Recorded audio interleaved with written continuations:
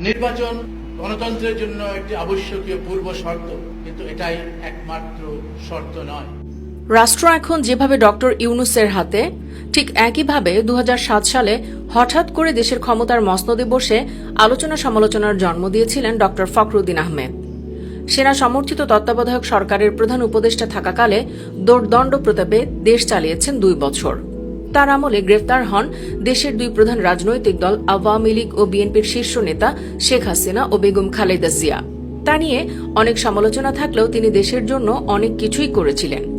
সেই দিনগুলোর কথা ভেবে এখনও শিউরে ওঠেন রাজনীতিবিদরা, কিন্তু ক্ষমতা হারানোর পর তাকে আর সেরকম দেখা যায় না। ফলে অনেকেই জানতে চান কোথায় কেমন আছেন ফখরুদ্দিন। আমাদের আজকের ভিডিওতে আলোচনা করব বর্তমানে কোথায় কেমন আছেন ফখরুদ্দিন তা নিয়ে। এছাড়াও তার শাসনামলে তিনি কি করেছিলেন, কেন তিনি বাংলাদেশের ইতিহাসে এত আলোচিত, এসব বিষয়ে বিস্তারিত জানতে ভিডিওটি 1 সেকেন্ডও না টেনে শেষ পর্যন্ত দেখতে থাকুন।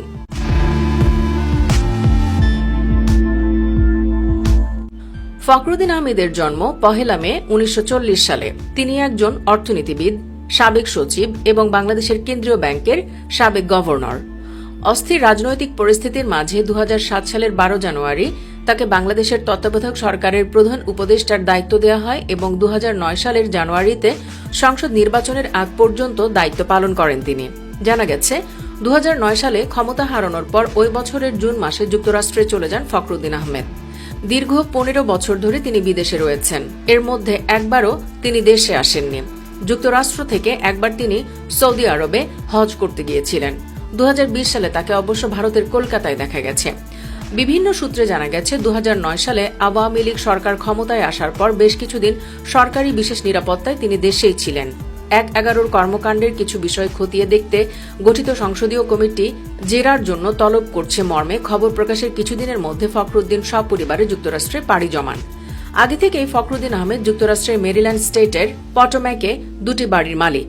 একটি বাড়িতে এখন তিনি ও তার স্ত্রী নীনা আহমেদ থাকেন, অন্য বাড়িতে থাকে তার মেয়ের পরিবার। সেখানেই অবসর জীবন যাপন করছেন। সেখান থেকে তিনি মাঝে মধ্যে বিশ্বের বিভিন্ন দেশে খুব প্রয়োজন হলেই কেবল বের হন। জানা যায় বিশ্ব ব্যাংকের সাবেক কর্মকর্তা হিসেবে এখনও তিনি পেনশন ভোগ করছেন। সেই অর্থেই চলে তার পরিবার। খণ্ডকালীন শিক্ষক হিসেবেও ইউনিভার্সিটি অব ভার্জিনিয়ায় ইন্টারন্যাশনাল স্টাডিজ বিষয়ে গবেষণা ও শিক্ষকতা করেছেন ডক্টর ফখরুদ্দিন, যদিও বর্তমানে সেখান থেকেও অবসর নিয়েছেন। যুক্তরাষ্ট্রের বিভিন্ন স্টেটে কর্মরত সাংবাদিকদের মাধ্যমে জানা যায় মাঝে মধ্যে সেখানকার সামাজিক অনুষ্ঠানে ফখরুদ্দিন আহমেদকে দেখা যায়, তবে সেটা খুবই কম। কারণ 2020 সালে তার ওপেন হার্ট সার্জারি হয়েছে, এজন্য তিনি রেস্টেই থাকেন। 2020 সালের আগে ভয়েস অব আমেরিকার সাংবাদিক সরকার কবিরের ছেলের জানাজায় ফখরুদ্দিনকে অংশ নিতে দেখেছেন স্থানীয় সাংবাদিকরা।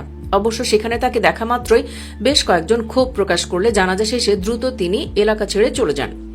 বিভিন্ন সময় তাকে বাজার ও ডিপার্টমেন্টাল স্টোরে দেখা যায় বলে জানিয়েছেন সেখানে কর্মরত সাংবাদিকরা। মূলত নিরাপত্তাজনিত কারণেই তিনি দেশে আসেন না। তাছাড়া বন্ধু বান্ধব ও বিভিন্ন সামাজিক অনুষ্ঠানে ফখরুদ্দিনকে প্রায়ই দেখা যায়। বিশেষ করে 2009 সালে ওয়াশিংটন ডিসিতে বাংলাদেশিদের আয়োজিত একটি বইমেলায় তাকে দেখা গেছে। ফখরুদ্দিনের অর্থনীতিবিদ ছেলে কর্পোরেট অফিসে চাকরি করেন বলে তার পারিবারিক সূত্র থেকে জানা গেছে। কয়েক বছর আগে তার আরেক ছেলে আত্মহত্যা করেছেন। চলুন জেনে নেই কিভাবে তিনি তত্ত্বাবধায়ক সরকারের প্রধান উপদেষ্টার দায়িত্ব পেয়েছিলেন। জাতীয় নির্বাচনকে ঘিরে রাজনৈতিক দলগুলোর মধ্যে বিশৃঙ্খলার পরিপ্রেক্ষিতে 2007 সালের 12 জানুয়ারি তৎকালীন রাষ্ট্রপতি ইয়াজউদ্দিন আহমেদ দেশে জরুরি অবস্থা ঘোষণা করেন। পরে সেনা সমর্থিত তত্ত্বাবধায়ক সরকার গঠিত হয়, যার প্রধান উপদেষ্টা হিসেবে ফখরুদ্দিন আহমেদকে নিয়োগ করা হয়। জানা গেছে ডক্টর ইউনূসই প্রথম পছন্দ ছিল তৎকালীন প্রশাসনের, কিন্তু ইউনূস অপারগতা প্রকাশ করলে গভীর রাতে ফখরুদ্দিনকে ফোন করে ঘুম থেকে জাগানো হয়। প্রধান উপদেষ্টা হওয়ার আমন্ত্রণ পেয়ে স্ত্রীর সঙ্গে আলোচনার জন্য সময় চান। আধা ঘণ্টা পর ফিরতি ফোনে সম্মতি জানান। ফখরুদ্দিন আহমেদ ক্ষমতা গ্রহণের মধ্য দিয়ে রাষ্ট্রপতিকে প্রধান উপদেষ্টা করে গঠিত তত্ত্বাবধায়ক সরকার বিলুপ্ত হয়। তিনি 2 বছর কেয়ারটেকার সরকারের প্রধান ছিলেন।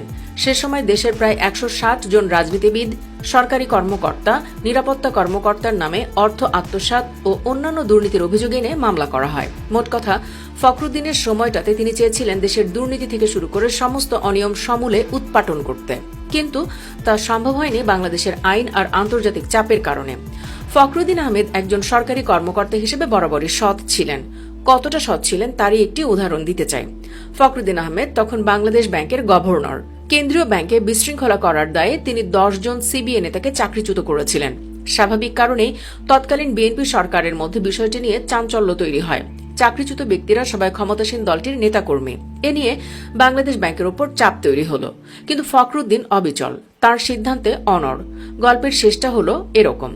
একদিন ফখরুদ্দিন আহমেদকে ডাকলেন সে সময়ের প্রধানমন্ত্রী খালেদা জিয়া। বললেন, রাজনীতি করতে হয় সবাইকে নিয়ে, দলের মত মানতে হয়। তিনি যেন চাকরিচ্যুত ব্যক্তিদের কিছু লঘু শাস্তি দিয়ে আবার স্বপদে বহাল করেন। তখন ফখরুদ্দিন আহমেদ বলেছিলেন, প্রধানমন্ত্রী যেহেতু বলেছেন তার কথা অনুযায়ী সবাই যার যার পদে চাকরি ফিরে পাবেন। অফিসে ফিরে আজই আদেশ জারি করবেন, তবে তিনি নিজে আর পরের দিন থেকে আসবেন না। এ কথার পরে প্রধানমন্ত্রী আর কিছু বলেননি। ফখরুদ্দিন আহমেদও ইমানের সহিত মেয়াদের শেষ দিন পর্যন্ত গভর্নর পদে বহাল ছিলেন। এই লোকটাকে নিয়ে হাসিনা সরকার থাকাকালীন দুর্নীতিতে অতিষ্ঠ হয়ে ফেসবুকে অনেক লেখালেখি হয়েছিল। কেউ কেউ বলেছিলেন আবারও ফখরুদ্দিনের মতোই কেউ একজনকে তত্ত্বাবধায়ক সরকারের দায়িত্ব দেওয়া দরকার। আবার কেউ কেউ বলেছিলেন ফখরুদ্দিন নাকি দেশ ও জাতির অনেক ক্ষতি করেছে। ফখরুদ্দিনকে জাতীয় বেঈমান বলে অনেকে অভিহিত করেছিল। ফখরুদ্দিনের অনেক সমর্থকরাই বলে ফখরুদ্দিন আসলেই একজন জাতীয় বেঈমান, কারণ এই লোকটার আমলেই সাধারণ মানুষ নির্ভয়ে চলাচল করতে পারত। ফখরুদ্দিন আসলেই একজন বেঈমান, কারণ এই লোকটার আমলেই যে কোনো পুলিশি সেবা নিতে ঘুষ লাগতো না, কোনো সরকারি অফিসে কাজের জন্য 1 টাকাও ঘুষ দিতে হয়নি, এমনকি চাকরি নিতেও কোনো ঘুষ লাগতো না। এই লোকটার আমলেই মেয়েরা নিরাপদে চলাচল করতে পারত। এমনকি রাত 10টার পরেও যদি কোনো মেয়ে রাস্তা দিয়ে একা চলাচল করত, তবুও কারো সাহস হয়নি যে ইফটিজিং করবে। দিনে ইফটিজিং তো চিন্তার বাইরে ছিল। ইনি আসলেই একজন জাতীয় বেঈমান, কারণ এই লোকটার আমলেই বাংলাদেশের ইতিহাসে ধর্ষণ সর্বনিম্ন পর্যায়ে ছিল। ধর্ষণ ছিল না বললেই চলে। ইনি আসলেই একজন জাতীয় বেঈমান, কারণ এই লোকটার আমলেই কোনো মারামারি, হানাহানি, গাড়ি ভাঙচুর, রাস্তা অবরোধ হতো না। ধর্মীয় সংখ্যালঘু বলতে কোনো কথা ছিল না, সবাই সমান অধিকার ভোগ করত। এই লোকটার আমলেই স্কুল, কলেজ, বিশ্ববিদ্যালয়ে লেখাপড়া হতো। স্কুল, কলেজ, বিশ্ববিদ্যালয়ে কোনো মারামারি ছিল না, কোনো লেখাপড়ার পরিবেশ নষ্টকারী ছাত্রনেতাও ছিল না। ফখরুদ্দিনের আমলেই রাস্তাঘাট, বাজার, গাড়িতে এক কথায় কোথাও চাঁদাবাজি ছিল না। কোনো গাড়ির মালিক বা ড্রাইভার বলতে পারবে না যে গাড়ি চালাতে গিয়ে রাস্তায় 1 টাকাও চাঁদা দিতে হয়েছে। ফখরুদ্দিনের আমলেই অমুক ভাই, তমুক ভাই, পাতি নেতা, টেন্ডার নিয়ে মারামারি ছিল না। এই লোকটার আমলেই সকল 2 নাম্বার ব্যবসা বন্ধ হয়ে গিয়েছিল। ইনি আসলেই একজন জাতীয় বেঈমান, কারণ এই লোকটার আমলেই সরকারি সেবা বলতে যা বোঝায় তা মানুষ কোনো ঘুষ তদবির ছাড়াই পেত। এই লোকটার আমলেই সকল কুকর্ম, মদ, জুয়া, নারীবাজি বন্ধ হয়ে গিয়েছিল। ইনি আসলেই একজন জাতীয় বেঈমান, কারণ এই লোকটার আমলেই পাসপোর্ট নিতে কোনো ঘুষ লাগতো না, ভূমি অফিসে কোনো ঘুষ লাগতো না, এয়ারপোর্টে কাউকে হয়রানির শিকার হতে হতো না। রাস্তার ট্রাফিক পুলিশ 1 টাকা চাওয়ার সাহস দেখায়নি।